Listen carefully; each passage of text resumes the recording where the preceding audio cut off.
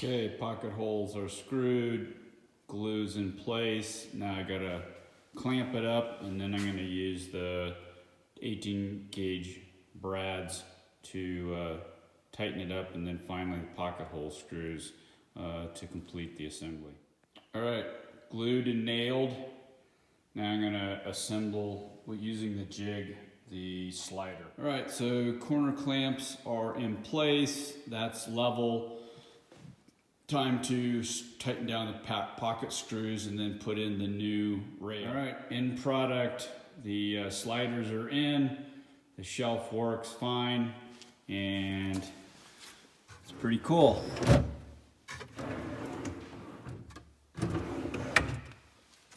There you go. So definitely not making super fast progress, but you can generally see this side right here is going to be sliders. And obviously this sustainer box goes back down there on the bottom.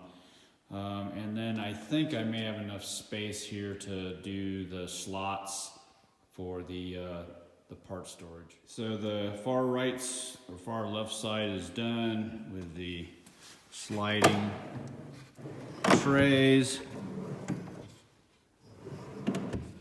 And sustainer. And then also this is the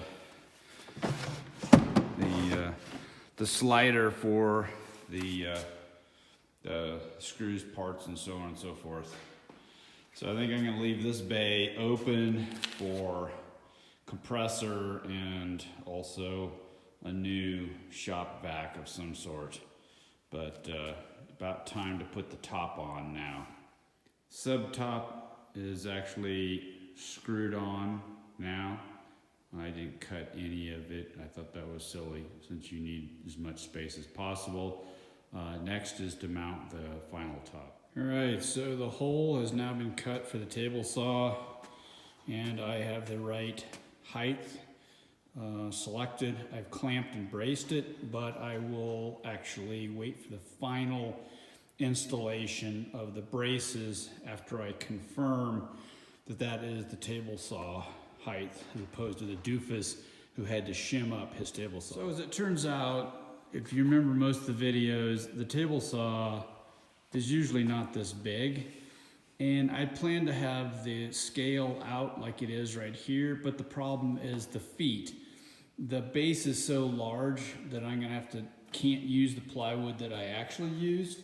I'm gonna have to cut a new base that is 24 inches out so that the saw will be on its feet, and I'll be able to bolt it down, neither of which I can do now. So I gotta go back, get another sheet of plywood, yay. All right, so the next little thing is, in the videos, if you remember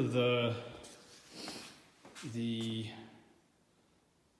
sawdust port is straight down on their table saw, mine is in the back, and it actually rotates and moves.